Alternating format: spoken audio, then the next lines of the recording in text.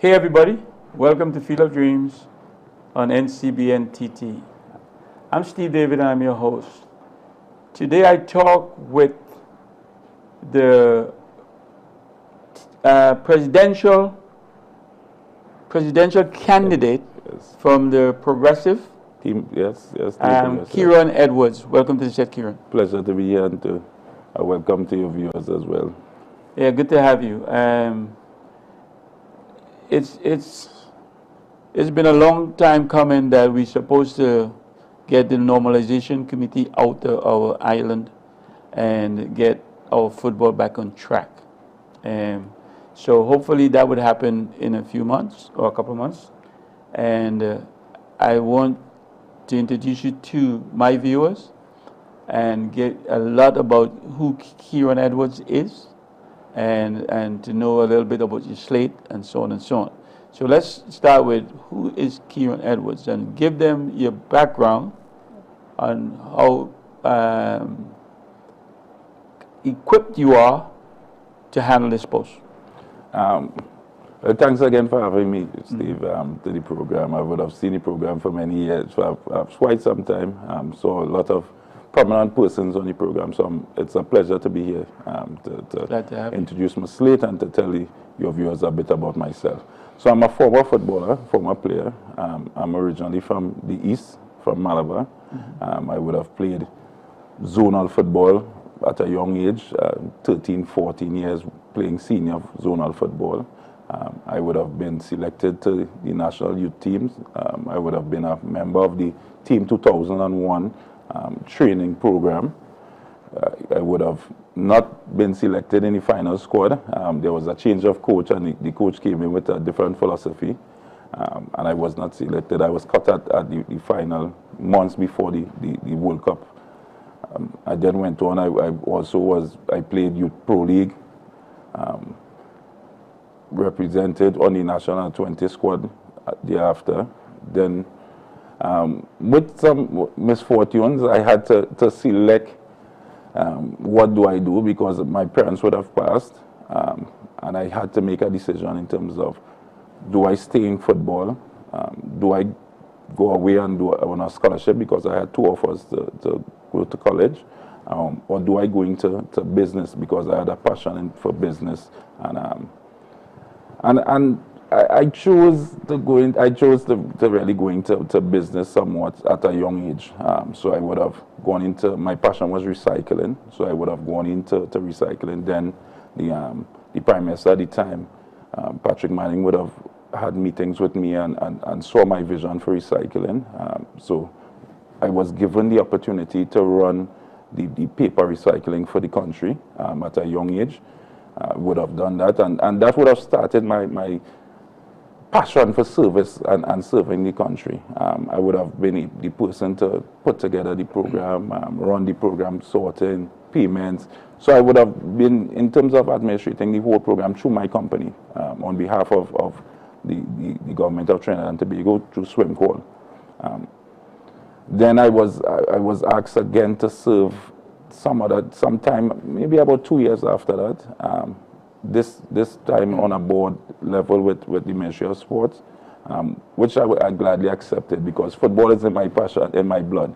I would have played zonal football while working, playing, still wanting to play football. So the zonal competition affords persons who are working to be able to go and play their football and play their trade still and be part of football and be active. So I would have been playing zonal football with Malabar FC. We would have done well enough to gain promotion to the National Super League. At that time, it had that synergy between Super League and zones. I didn't play the Super League because work kind of really consumed me at that time. So I didn't go on. I was the captain of the team that gained promotion, but I really couldn't, because Super League is a bit more demanding on the team and your training and the schedule, so I really couldn't play at that time.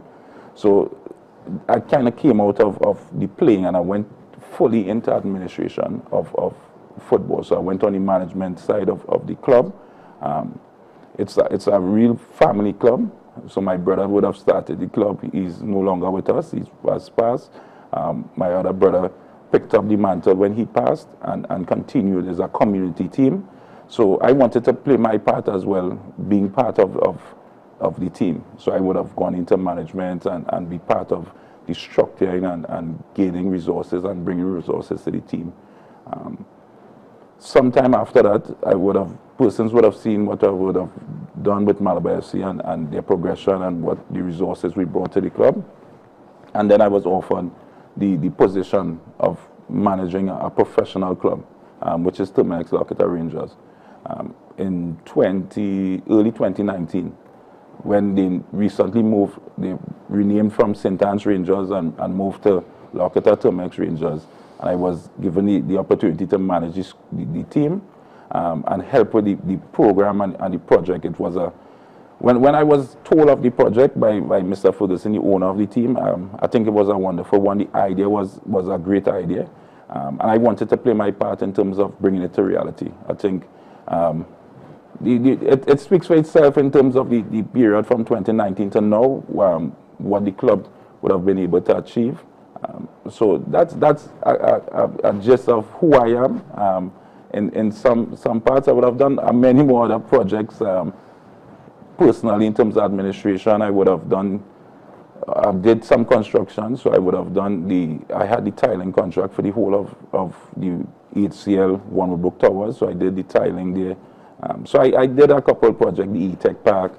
So I did some mega projects under my company, which from a young age I formed and opened and ran and developed.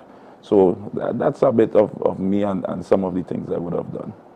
I'm glad you're here, KIERON, because just that 5 minutes I've learned so much about you. And with your experience and your footballing background, that's a showstopper, man. That's the kind of person we should be looking for to lead us into the years to come in football. And I'm so glad that we find somebody who is that involved and that knowledgeable and an entrepreneur who's run their own business and everything else. And we're so glad to have you. But anyhow, tell us what your slate look like.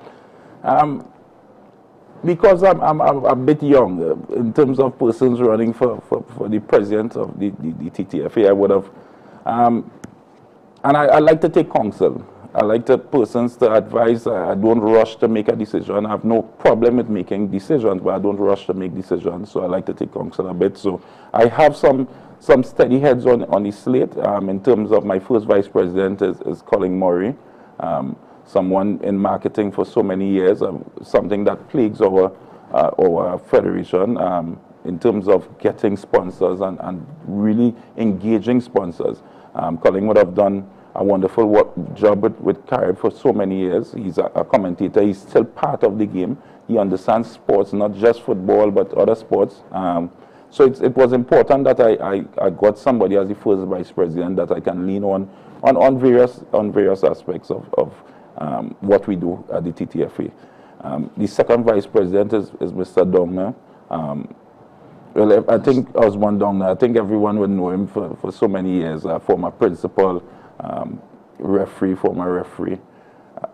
I think somebody that shows the level of commitment and discipline, and someone that understands constitution. We'd have gone through a normalization from FIFA, which one of the mandates was bringing our statutes in line with FIFA's. And now we would have gone through a process, not a perfect one, but we'd have gone through a process, have the amended constitution. One of the items is also ensuring that all our members are in line with our constitution. So it was important to me to have Mr. Dongna on the slate to help in terms of the members, ensuring that they understand the constitution, and we do have, because we only have 12 months to have it in line. Mm-hmm. So it would help that Mr. Dongna is there guiding. We also have Jameson Riggs, who is the president of the Super League, mm-hmm. Who I think is a young guy like myself, somebody that is in football, that understands administration, that does a wonderful job in terms of structure and programs and stuff with BP in the Miaro area. So I think it was important that not just having older heads, but having young persons that have the ambition to lead, to be on the slate as well. So we have Jameson Riggs as our third vice president. And then we brought our ordinary members to help out in terms of where we want to go with the TTFA. So we have Andrew Budo as an ordinary member, as senior superintendent of the police service. We are talking about, for many years we've been talking about crime back football to the communities.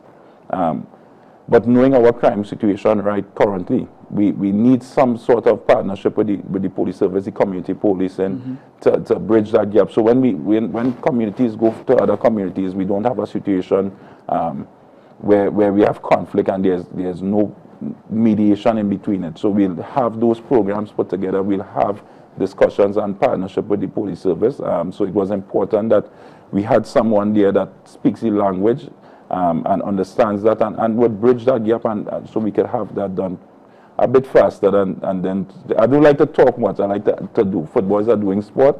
I think we need to have persons there that would do the job. We have Alicia Austin, an accountant. Major part again of the normalization committee coming here was based on our finance. Right. The first ever normalization placed on a MA based on finance. So we have a qualified accountant in Alicia Austin. We also have another qualified accountant as Ryan Nunes, but he's also an owner of AC Port Spain, so he understands, he's an auditor, so he understands the accounting side, but he understands the footballing side as well. And I must say, Andrew Budo as well, he's the chairman of police football, so as much as he helps with his professional background, he understands football. So it was important for us to have persons not just as professionals, but understand the quality of football.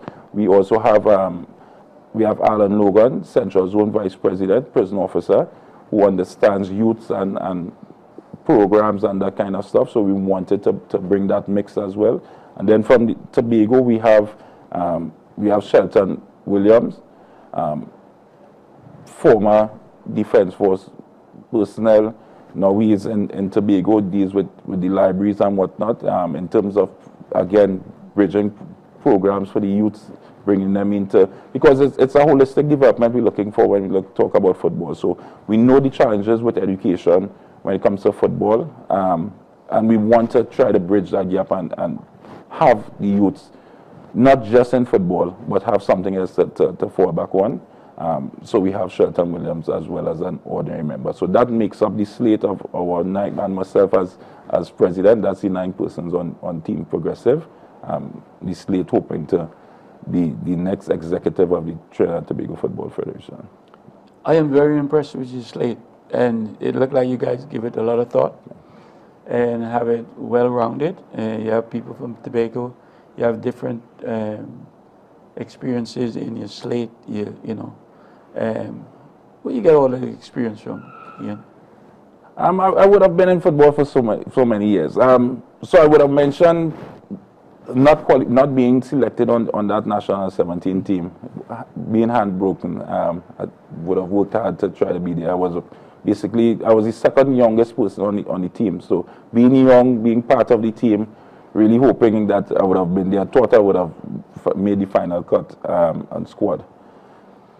When that happened, the general secretary at the time in the East Zone, Neville Ferguson, seeing me, knowing me for so many years, playing football in the zone from young, he would have brought me on and said, "Hey, I know you're not part of the team as a player. I want you to be part of the team in terms of the preparation for the World Cup. So we're having ball boys. I want you to get the ball boys from Malabar, because the stadium, Narigum Stadium, was placed in Malabar, in my hometown.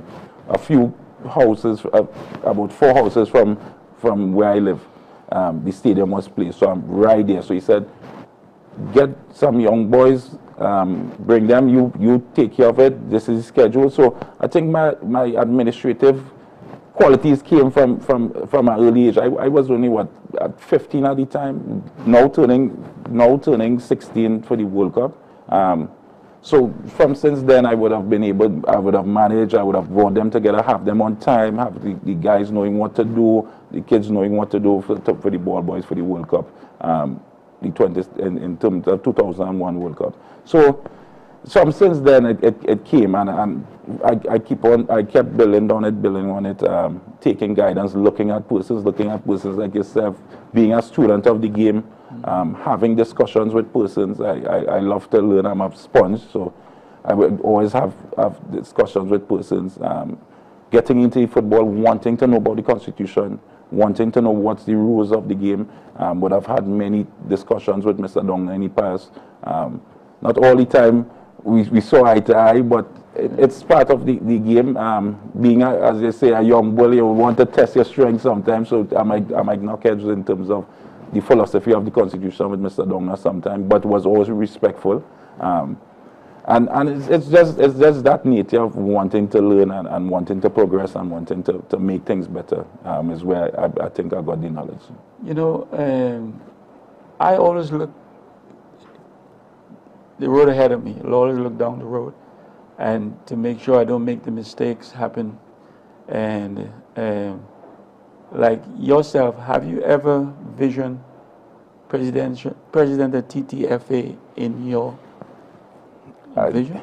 I don't think so. I don't think I would have, years gone by, would have studied to be, because I was on the board of TTFA some years back, representing the East Zone, and I never thought I would have wanted to represent. I think maybe about a year ago, about a year and a half ago, we were in discussions with the normalization committee in terms of forming the new TT Premier League, and someone came to me and said, why do you take the responsibility of being the CEO of the league? And then later on, I said, well, when the position opens up, I would apply. But we knew how that went. It was not a process of selecting or interviewing anyone. It was someone would have been hand chosen to be the CEO. I accepted it, and I moved on. And then the person came back again and said, the election will be coming soon. What's your thoughts on being the president, or running to be the president? I said I've paid it. No, I had no thought on it, but it's one that I would think about. And as it drew closer and closer, I would have been the person for years, bringing through the whole normalization process, bringing the membership together, sending letters to the normalization committee. So, for example, we would have sent a letter in 2020 to the end of 2020 to the normalization committee, outlining steps in terms of clearing the debt, which is exactly what they did. And even in terms of the Constitution, working with Mr. Downer, working with Mr. Ferguson, working with other accountants in terms of, so that is where it really came from. Let's take a break. When we come back, you will tell us all about when you made that decision. I am going to run and decide this is my time. Viewers, will be right back after the short break.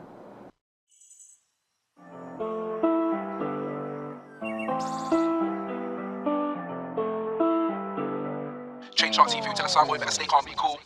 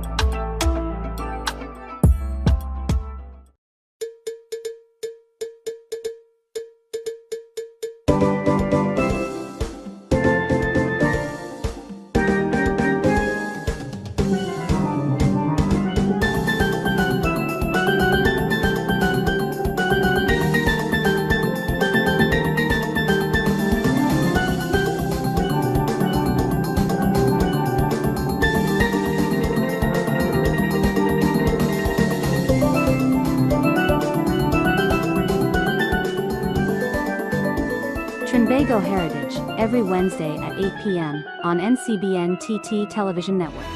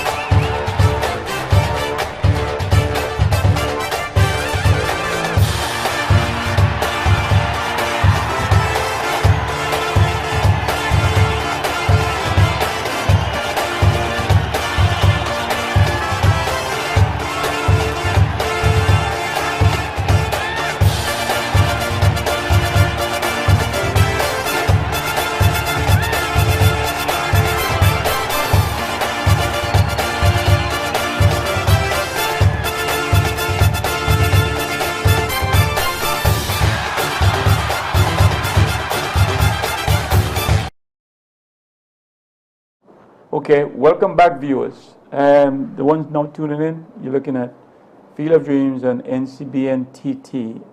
I'm Steve David, your host, and joining me today is KIERON Edwards, who is presidential candidate for the TTFA election, upcoming election. KIERON, again, what triggered that button off that says, I'm going to run for the presidency of Trinidad and Tobago Football Association? I really believe is when I ran the Ascension tournament. When I put on the Ascension tournament, the response from persons saying you can really make a difference.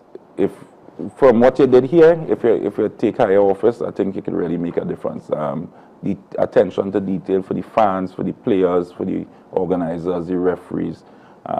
Referees would still come up to me and say, in terms of their room for every match, no matter where it is, that everything will be put in place. They'll have a cooler, they'll have their drinks, they'll have several drinks. If I'll ask, find out if the officials they don't drink sugar, they don't have sugar, so I'll have not drinks without sugar there. Those little things to make sure that everyone is comfortable.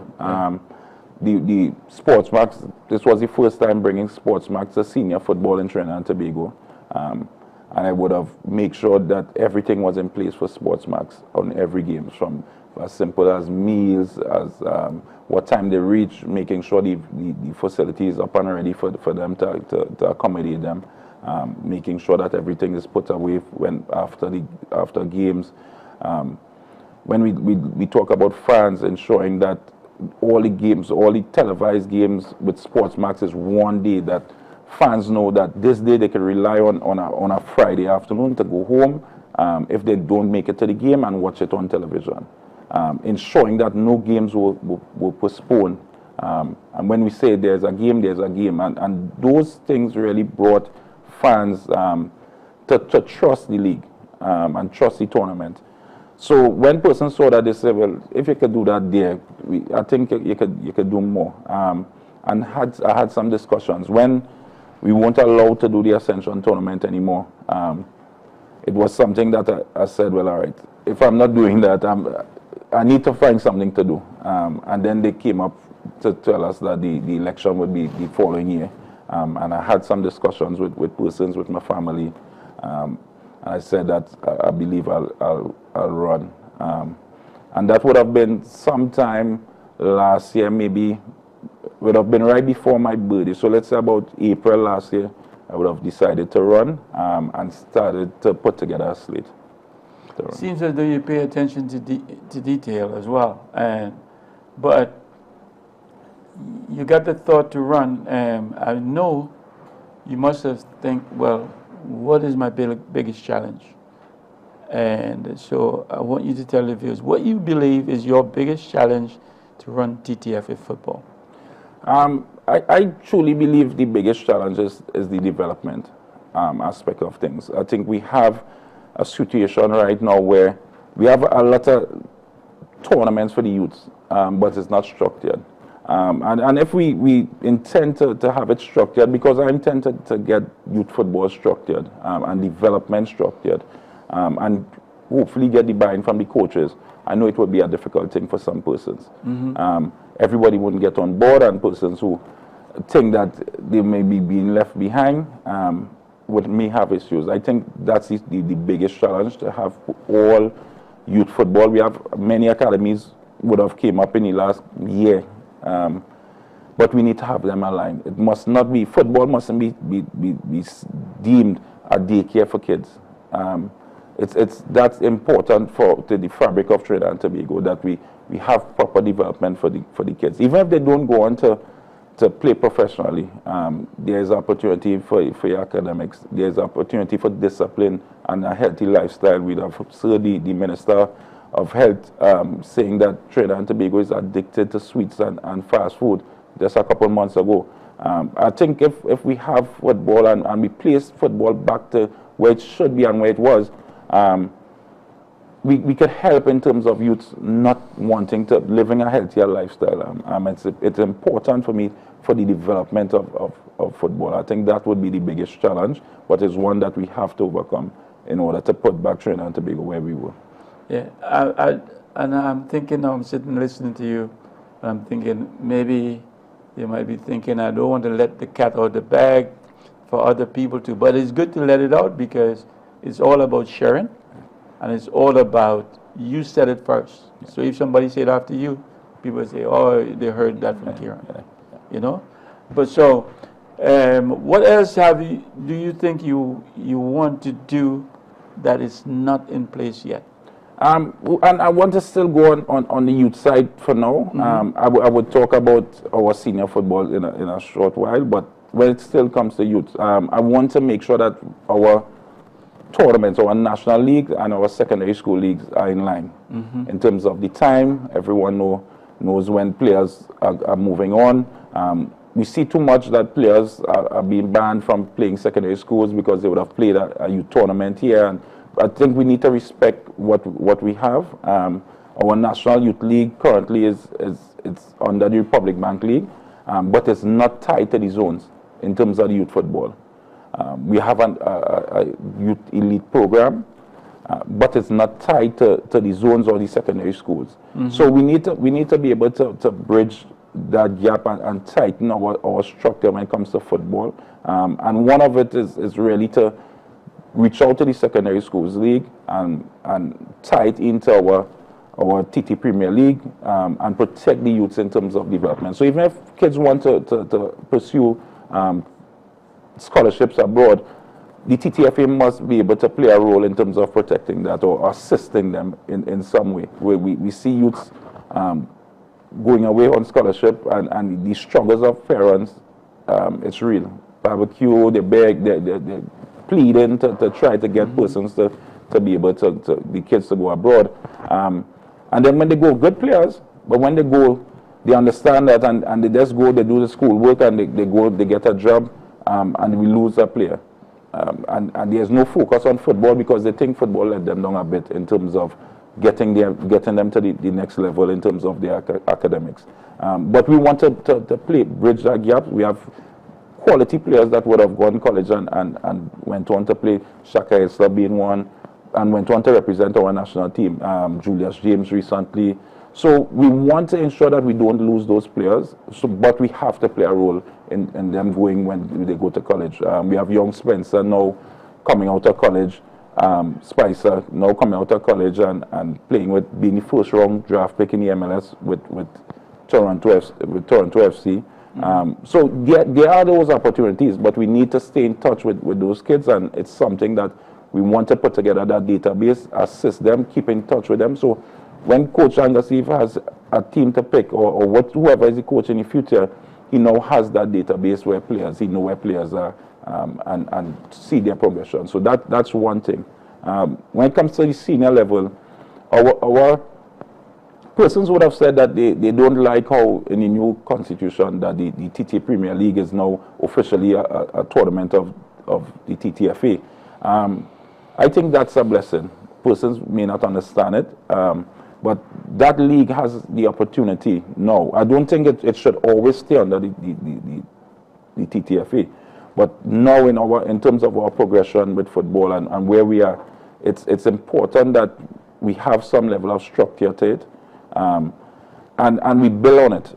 So it has the opportunity to bring revenue to the TTFA and to the clubs. So it's a hand-in-hand project we would want to implement, where we ensure that there's a percentage split. So currently in the structure of the TT Premier League, there's one profit clubs can make in terms of gate receipts. They have not received that ever, but they say that's the way. What we need to do is sit down with the clubs and say, all right, these are the revenue streams. If it's 5 things: television, jersey deal, gates, concessions, and we work out all where there's possibilities for revenue, and we said this is the split. Clubs, you get X percent. And then we sit down and say, all right, FIFA would have done a project about 2 months ago. They would have delivered it to us. And some of their recommendations are ones that we should have been implementing from the get-go. So once we implement those projects, we should be able to get more revenue into the league. We should target a title sponsor. But when a title sponsor comes, it's not just for the league. It's not for the CEO and the oversight team and the TTFA alone. It has to trickle down to the clubs. So the clubs have to be able to know, all right, I'm putting out because I know in the back end I have a percentage of what we get. I have to ensure the product gets better, so I now benefit, the clubs benefit, the players benefit. And that's the mindset that we want to have, including culture into what we do in football. A big part of the Ascension tournament was including culture. We would have had soca, we would have had the dancehall music in Trinidad, we would have had reggae with Isasha and Orlando Octave and those guys, King David, the host of them. And we would have included that into the football. So after the football, we'll then have a cultural show. We'd have had our young DJs being there. So it's important that we bring back culture and bring that, because that's the nature of our people. We have to understand what brings persons out. If you look at what they do in the English Premier League, the English is a pub culture, going and have a beer. Their football is built around the time when persons go to the bar and take a drink. So they create that culture, but they have football in it, and the numbers are, everybody wants to see the English Premier League. So it's important that we build that culture and build around our culture to ensure that the numbers come out, the fans come out, and we have revenue for the clubs to make it profitable and make it self-sufficient. The league, that is. And you're right about us running the league, but what do you think, how would you answer when people say, after school, the kids have nowhere else to play football because they're not good enough to jump into that one big league that we have, and we don't have many tiers to that? So how you answer to that? So the league has to play a role in that as well. So there's two things we will be implementing immediately into the next season of the TT Premier League. So the first thing is to ensure that we get back to those youth tournaments. So our U20 tournament or U23 tournaments or U17 tournaments for the league. So professional teams are now mandated to have youth teams. We would have moved away from that some years ago. I think that would have helped in terms of our downward trajectory. But the other thing is protecting our young players. So one of the things we want to do, and in conjunction with the SSFL, it's forming a draft system. So we would work together with the secondary schools league in terms of formulating and ranking the players. And that ranking would just be the ranking for the organizers. It doesn't mean that a player ranked first has to go number 1, or a player ranked 20th can go number 2. But that's just the ranking for players that want to work harder, to be more disciplined to their craft, and something for them to aspire to, in terms of being in that ranking, and being in the draft itself. Once that draft happens, we are currently paying through the government and the TTFA stipends to players in the league, all clubs. What we'll ask them to do is to, one, have, if it's 2 players per club in the draft, so we have 2 rounds, you have your first round of picks, you identify a player, you have your second round of picks, those 2 players will be protected for at least 3 years within the club and paid through the government and TTFA stipend. This would now give those younger players the ability to, as you say, who need to get their feet wet a bit before they actually move on. That 3-year period gives a quality young player enough time to get acclimatized to the league and push on. At that time, you fight for your pick. So that we continue to protect our younger players coming out of secondary school. And even if they don't take part in secondary school, so for example, the draft in the US, players from Europe, they want to play in the league could be part of the league. So players not playing in secondary school league, maybe from Miaro or Toko, going to school, going to trade school, but could play football, they could also form part of the draft as well. So those are some of the things we intend to protect our younger players going forward. Well, how do you answer to that at the end of the season, I could play for whoever.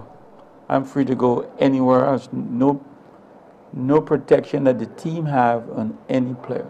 How do you protect that? That's part of our plan for the future with the league. So the league has to be deemed a professional league. Currently, our league is an amateur league, right. And that is the loophole that allows players to be able to move. Within the FIFA acknowledges 2 groups of players in terms of their image rights. Amateur players and professional players. Amateur players cannot be barred from moving from left or right from any club. You cannot deprive them of making an earning. That's how they look at amateur players. So you can have an agreement with a player here, and the window comes up and he says he wants to move to your rivals. And it's nothing you can do as a club. And that's a challenge. We need to be able to fix that if we are looking at being perfect. And that's where the revenue comes in. So the first thing is having players contracted year-round. If a club knows that they have revenue coming in to be able to contract players year-round over a couple of years, now we have contracts for 2-3 years. Under a professional system, players can move as they please. And that's important in terms of the development of the league. That's important in terms of what we want to do in terms of sending players abroad. So currently, when we send players abroad, you may be looking at a development fee because we are not a professional league. If we become a professional league, then now we would have the ability to sell players and earn a professional wage, a transfer fee, proper transfer fee for the clubs here. That changes the game in terms of self-sufficiency. The club being self-sufficient, that changes the game in terms of where players want to be, the level of professionalism of players, because they all didn't understand that the club is really looking at selling you as a professional player in a professional way. So I think that is really where we need to go as a league to ensure that the league becomes a professional one. All right, I'll tell you what we do now. We take a break. But when we come back, let's get into some of those issues that we have that you want to change. And so we can point us a couple of them and we can get into what's in it for our national team going forward. Viewers, will be right back after the short break.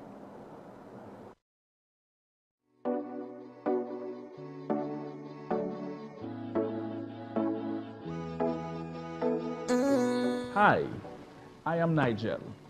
Quote Me Today is your daily motivational segment to start your day right. Join me Monday to Friday, 9 a.m. right here on NCBN. Remember, wake up with a smile. Today is your day. That's why when we festin', we just bed hard when we jammin', we just jam down when we drinking, man it's strong rum, pop a bottle right now when we festin', we just bed hard when we jammin', we just jam down when we drinking, man it's strong rum, pop a bottle, push up your hand.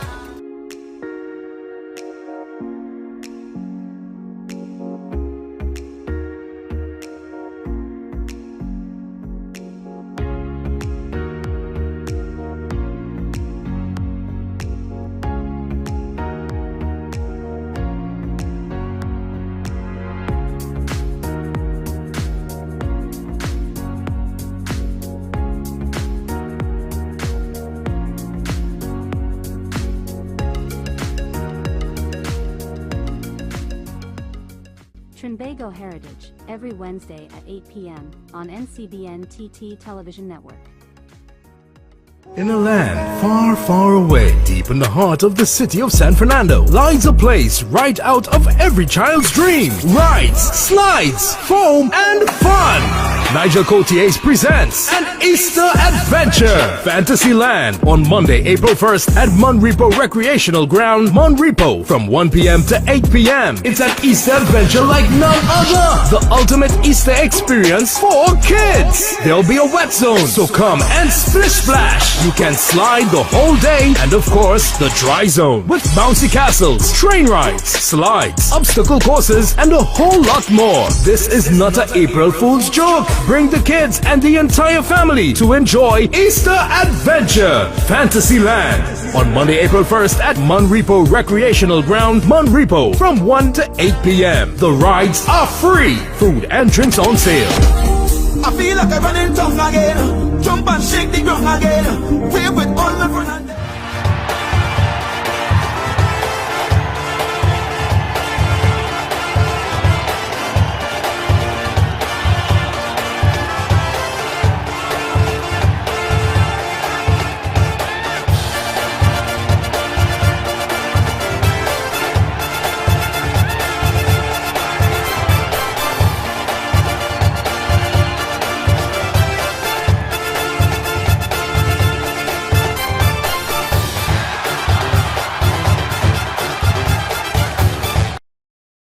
Nigel Cotier presents. Okay, viewers, welcome back. KIERON Edwards is in the house, the new TTFA presidential candidate. KIERON, I like how that sounds. Presidential. I had to say it, candidate. And I'm looking forward to good things from you. Anyhow, so let's get into some more things that we shorten, or things that we need to look at, or how we can make money to keep our stuff going. And off the top of your head, give me some ideas that you thought about and things that you were willing to throw in. So, for example, you will be judged as being the president of the TTFA. You will be judged with your national teams. No matter what you do with the other programs, the youth development, if your national teams are not going well, and primarily the senior team, if your senior team is not doing well, you'll be judged on that. Persons want you out there. Something is going wrong that our senior team is not doing well. So it's important for us to make sure that our senior team and our national teams are doing well. But that's the number one area in terms of revenue persons seem to overlook. So, for example, our FIFA forward funds comes from what our national teams do. Right. So we have 10 items that's identified in the FIFA 3.0 funding, giving you 50,000 US a piece that you need to accomplish before the 30th of April every year. And all of them are aligned to our national teams and national programs, youth football, for example, making sure our youth teams play a couple games, 4 games a year, making sure our senior teams play 4 games a year, that kind of stuff. All of them are in line. So that's 500,000 US from our national teams alone. And then we have an additional 650,000 that we get at the start of the season to help in terms of running course and programs in terms of the FIFA fund. So that's off of FIFA alone with our national teams, ensuring that all our national teams are functioning. You're looking at about 1.25 in terms of revenue.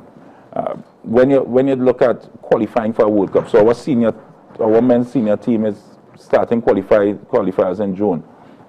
Ensuring that team with Coach Angus Eve qualifies for that World Cup is important. With that comes sponsors. With that comes TV rights, and you then build on it. So yes, the foundation is important to build the foundation, but we need to understand where the revenue is coming from. So we have to support our national team.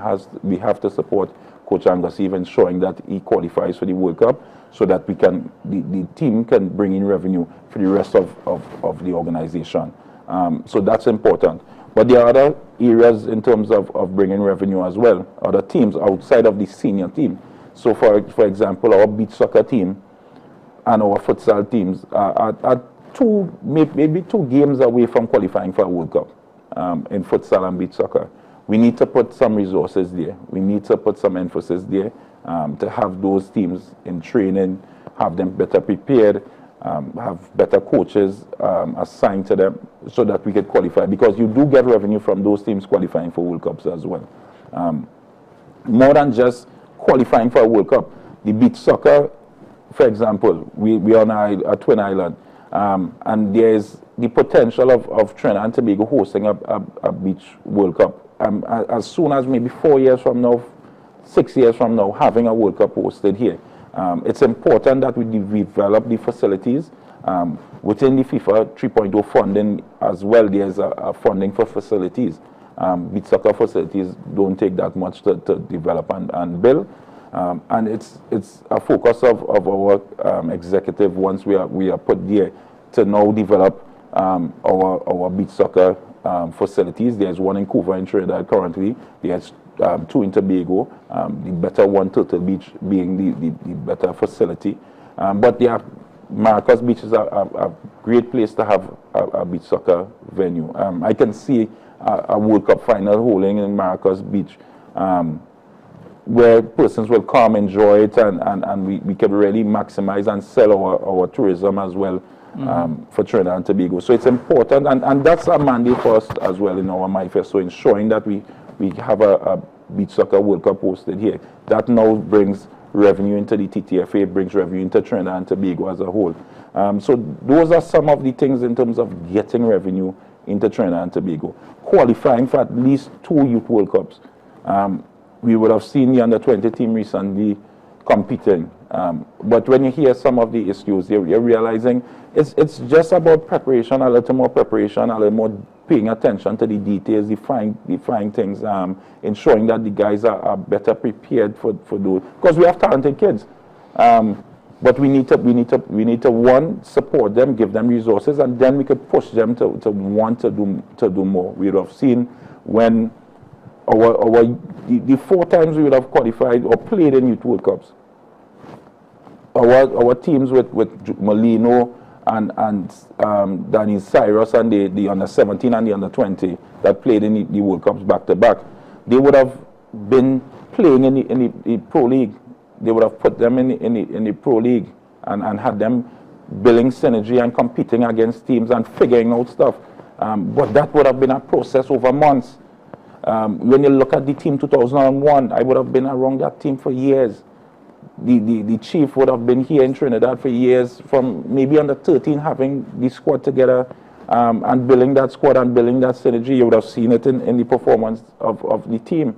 And when you look at back in the day with Yorkie and that group, they were together from maybe youth 13, they were together, playing together, knowing each other from young. We need to go back to building synergy with our youth football guys, understanding. They will always have guys coming in because development changes and persons have growth spurts and that kind of stuff, and players coming to the squad.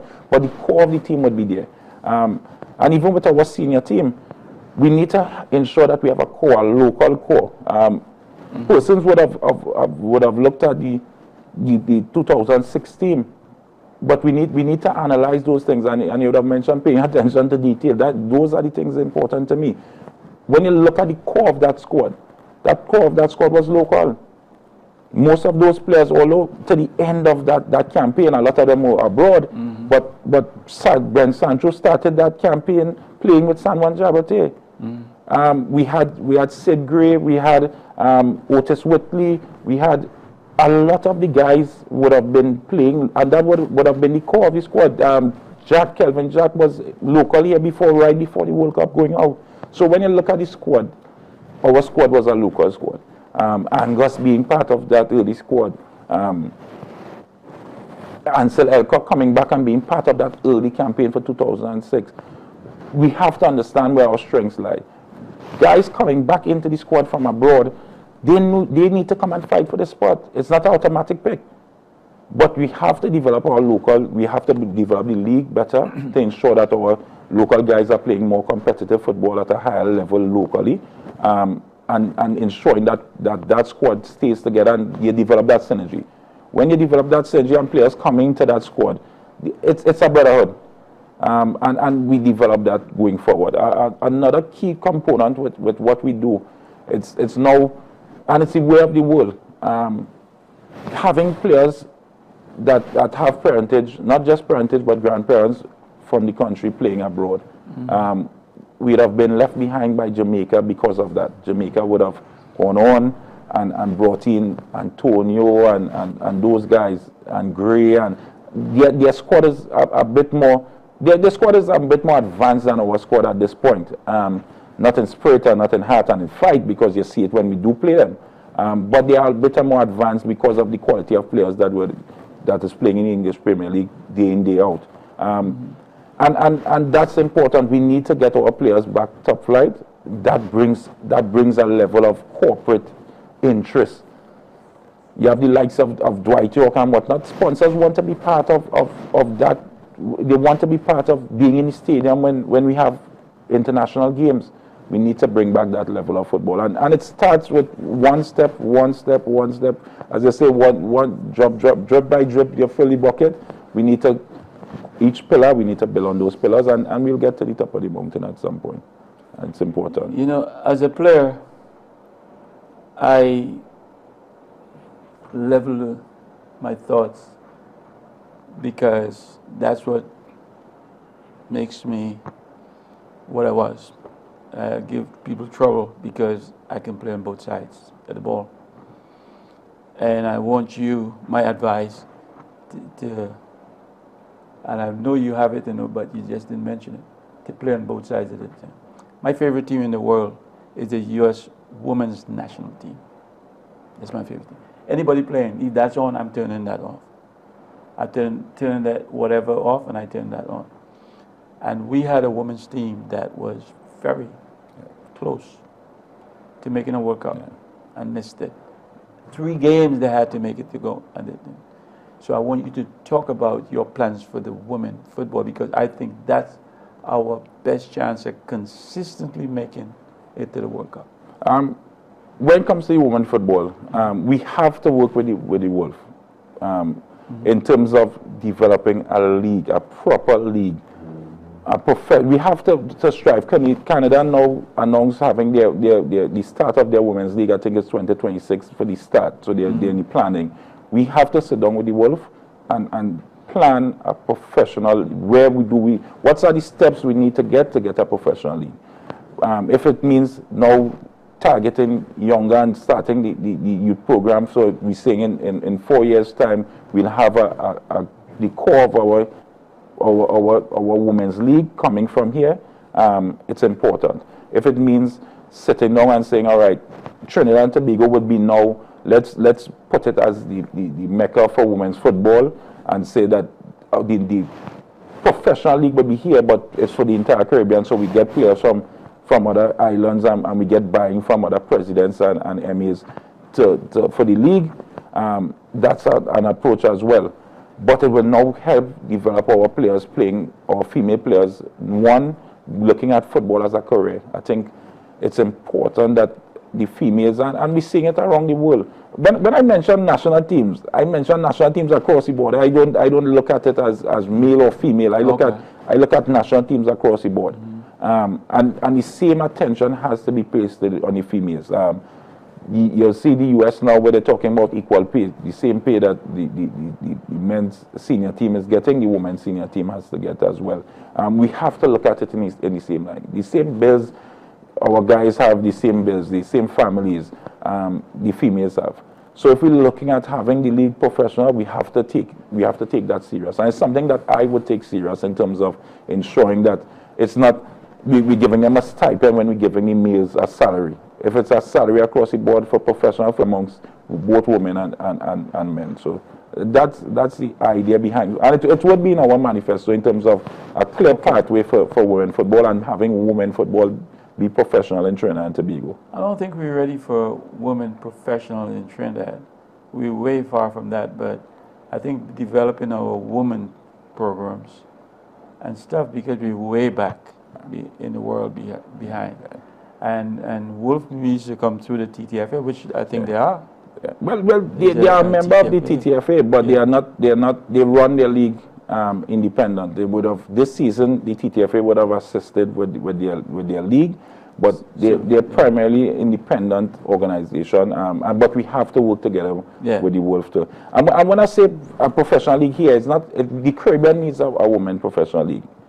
And then if we take the lead in terms of having that done in Trinidad, we would obviously be the benefits or the primary beneficiaries of having a professional women's league in Trinidad. So that's the mindset in terms of what we hope to achieve within our 4-year mandate, even if to get it started. Yeah, we have a lot of work to do to get them to that standard, of course, to compete with the rest of the world. But yeah, that is in the forefront, of course, to make it happen. What else you have that you would like to see happen? That I know you big on generating and revenue, making, because you're a businessman, getting revenue so we can fulfill our dreams in seeing big crowds and like you said about the professional entertainment entertainment with the games tied into how we can get people there and stuff, and that is a big part. So your thoughts are in the right, area and or going down the right road, but making that happen is not as easy as it sounds. So some other things we want to do is in aspects of coaching and referees. So we have an issue, and I'm not shying away from it. We have an issue currently where persons have issues with the referees in terms of the officiating of the games. It's important for us to be able to sit with the referee department. We haven't had a referee committee for many years. I think that's the start of the problem. Not having the committees to assist the referees department in terms of what happens when we have rogue referees, what happens when we have referees constantly dropping the ball, how do we treat with them? And it's important that we lift the game and support the officials as well, ensuring that the officials have the resources and the training and the time. We know having officials look at it a bit more professional is important, and giving the younger officials an opportunity to see where they can progress in their profession of officiating the game. It's important. When it comes to coaching, how do we educate coaches? It's important. So we're sending out, we are doing A license, B license, C license for coaches. But there's no real follow-up behind and in terms of our coach education for coaches. So we give them a license, send them out in the world, would have gone through 2 weeks or 3 weeks of training, B and A a little longer. But there's no department really following up on our coaches, going and see what they are doing, ensuring that the correct development is there, giving them, and just giving them that helping hand. There's no other profession in the world that would just certify somebody and send them out immediately. They would always, you have your mentoring, you have to have mentors, you have to have that internship in terms of doing certain things. And we need to ensure that we have coach educations to assist those coaches, mentors that they could easily access in terms of assistance for programs and how they structure their seasonal programs and yearly programs. Although you have a license or B license, there is somebody to send, all right, this is the program for the year, this is how we're looking to play, these are the achievements. So it's important for our coaches as well. Okay, KIERON, we run out of time now, so any parting words that you would want to share with our viewers? Yes, I want to tell the viewers that we would have gone through a rocky patch in terms of football for some years. They would have seen our football being normalized. But I think our SLATE and the executive and the members of the TTFA are committed in terms of bringing back excellence to the TTFA, bringing back excellence to football, placing us back where we used to be in the Caribbean, in the world, getting us back to being part of the international stage with World Cups. And we are committed to that. and we would not stop until we achieve that, and we intend to achieve it once we are elected by the membership to achieve that within our 4-year mandate. I want to thank you for being here, KIERON. I want to ask the viewers to support you, because I think you have good plans for us, and hopefully we would see you as the president of the Trinidad and Tobago Football Association, and give my regards to your whole SLATE. Thank you for being here. It's a pleasure to be here, sir. Okay, great. Viewers, thank you for tuning in every Tuesday night at 8 o'clock. We do appreciate you. NCBNTT, thanks for the opportunity. We do have a Facebook page, you can check us out, and we do have an email address, fieldofdreamtt@gmail.com, where you drop us a line. This show has ended. Go in peace. I'm Steve David. Good night.